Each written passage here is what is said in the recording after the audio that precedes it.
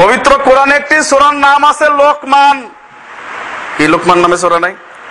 আছে নাকি? কয় নাম্বার সূরা? 31 নম্বর সূরা লোকমান। লোকমান নামে একটি সূরা আছে। লোকটার নাক চ্যাপ্টা, কালো কুচকুচা, বেটে। লোকটার নাক চ্যাপ্টা, কালো কুচকুচা, বেটে, চুলগুলাও প্যাঁচ মারা স্ক্রুপের মতো। অথচ তিনি যা বলতেন তাই প্রজ্ঞাপন্য কথা হতো।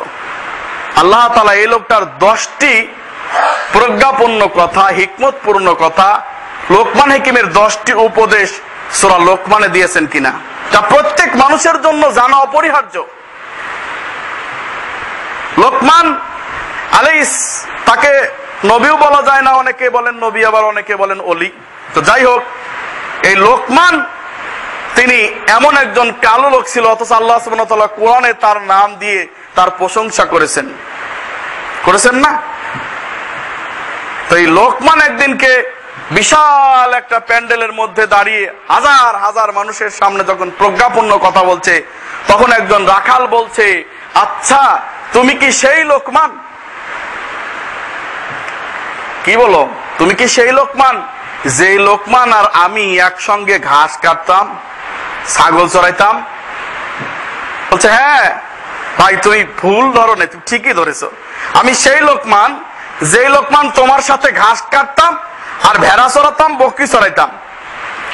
তো ভাই, তুমি কি করে এত বড় হয়ে গেলা? আল্লাহ সুবহানাহু ওয়া তাআলা তোমাকে এত বড় কেমনে বানাইলো? লোকমান হাকিম কথা বললেই সেই কথা হয়ে যেত উপদেশ, প্রজ্ঞাপূর্ণ কথা। যেমন ডাক্তার জাকির নায়েকের কথা কেউ যদি শোনে, ডাইনেও তাকাইতে পারে না, বামেও তাকাইতে পারে না, এই লোকটার দিকেই চাই থাকতে হয়, তাই না? কি বলে, আল্লাহু আকবার, সুবহানাল্লাহ। উনি কি বলে, যা বলে তাই ভালো লাগে, অথচ কোনো উত্তাপ নাই, মারামারি নাই, কোনো কিছু নাই। তিনি বলছেন কথা, আর তার সমস্ত কথা মুখের কানের মধ্যে মধু বর্ষণ করতেছে। শুধু মুসলমান নাই, ভুল করবেন, হিন্দু, বৌদ্ধ, খ্রিস্টান যারাই আছে নাকি, তাদের সবার কানের মধ্যে মনে মধু বর্ষণ করছেন। আমি হাজার হাজার লাখ লাখ মানুষকে তার বক্তব্য একেবারে মন্ত্রমুগ্ধের মতো শুনতে দেখেছি, ডাইনে বামে আমি কাউকে তাকাতে দেখি নাই। আমাদের দেশের একজন বক্তা আছে, আব্দুর রাজ্জাক বিন ইউসুফ, আলহামদুলিল্লাহ। তিনিও যখন আলোচনা করেন, তখন তার আলোচনা থেকে কেউ ঘুমাবে? টাইম আছে ঘুমানোর? ডাইনে তাকাবে, বামে তাকাবে, চান্স নাই। লোকটা কি বলছে শুনতে হবে। আল্লাহু আকবার। তো এই যে লোকমান বলছে, হ্যাঁ ভাই তুমি ঠিকই ধরেছো, আমি সেই লোকমান যেই লোকমান তোমার সঙ্গে ভেড়া চড়াতাম, বকরি চড়াতাম, ঘাস কাটতাম। শোনো, তুমিও সেই লোকমান। আজকের লোকমানকে দেখে তুমি চিনছো না? তুমিও এই লোকমান হতে পারবে যদি আল্লাহ তাআলার উপর ভরসা করে আল্লাহর কাছে সাহায্য চাও, আল্লাহর কাছে বলার জন্য বলো যে আল্লাহ তুমি আমাকে হিকমা দান করো, প্রজ্ঞা দান করো। আল্লাহ তোমাকেও দান করবেন।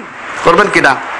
আল্লাহর কসম, আমি চ্যালেঞ্জ করতে পারি, এখানে যত বড় মূর্খ মানুষই থাকেন না কেন, 5টা বছর, বেশি নয়, 5টা বছর প্রতিদিন 2টা করে হাদিস পড়বেন, পরে আমার চাইতে যদি বড় হতে না পারেন, আমার চাইতে যদি বেশি বলতে না পারেন, আমি আপনার সঙ্গে আর কোনোদিন কথা বলবো না। 100 বার বেশি বলতে পারবেন ইনশাআল্লাহ, 100 বার বলতে পারবেন। আপনারা যে পজিশনে ছিলেন, আমিও সেই পজিশনে ছিলাম। আপনি অনেক বড় মুহাদ্দিসিন হতে পারবেন, কোনো সন্দেহ নাই। প্রতিদিন পবিত্র কোরআনে 2টা করে আয়াত আর 2টা করে হাদিস পড়ে দেখেন না, 5 বছরের মধ্যে আপনি বড় মুহাদ্দিস হয়ে গেছেন। আপনারা যে পজিশনে ছিলেন, আমিও সেই পজিশনেই ছিলাম। এক সময় আমিও এই খুতবা আপনাদের শুনেছি, যাদের বক্তব্য আজকে শুনেছি, আলহামদুলিল্লাহ আল্লাহ তাআলা তাদের সমপর্যায়ে নিয়ে গেছে। আল্লাহ এটা বড় একটা করুণা, রহমত। চিন্তা করি নাই কোনোদিন যে এত তাড়াতাড়ি তাদের সাথে মাহফিল করব, তাদের সঙ্গে আলোচনা করব, তাদের সাথে বক্তা হবে, এটা কোনোদিন চিন্তাই করি নাই। আল্লাহু আকবার। সুতরাং লোকমান হাকিমের এই কথাটা স্মরণ রাখবেন, তুমিও সেটা হতে পারবে যদি তুমি চেষ্টা করো। আল্লাহ বলছেন, আমি যার কল্যাণ চাই, আয়ুফাক্কিহু ফিদ্দীন, আমি তাকে দ্বীনের বুঝ দান করি। রাওয়াহুল বুখারী কিতাবুল ইলম, বুখারীর কিতাবুল ইলমের 39 নম্বর হাদিস, যে আমি যাকে কল্যাণ চাই তাকে দ্বীনের জ্ঞান দান করি। এই খুতবা দেওয়ার আগেও চিন্তা করি নাই যে এত কথা বলতে পারবো, কারণ প্রস্তুতি খুব একটা ছিল না, ঝামেলায় ছিলাম। যখনই আল্লাহ তাআলা এখানে দাঁড় করান, তখন কোথা থেকে যে এত কিছু নিয়ে এসে আল্লাহই ভালো জানে। আল্লাহর ইচ্ছা, তা আমার কিছুই করার নাই। তবে আমাকে চেষ্টা করতে হবে। আল্লাহ তাআলা আপনাকে কথা বলার জন্য শক্তি সামর্থ্য দিয়ে দিবেন, ঠিক কিনা? শক্তি সামর্থ্য জ্ঞান আল্লাহ সুবহানাহু ওয়া তাআলা দিয়ে দিবেন। আমি বলছিলাম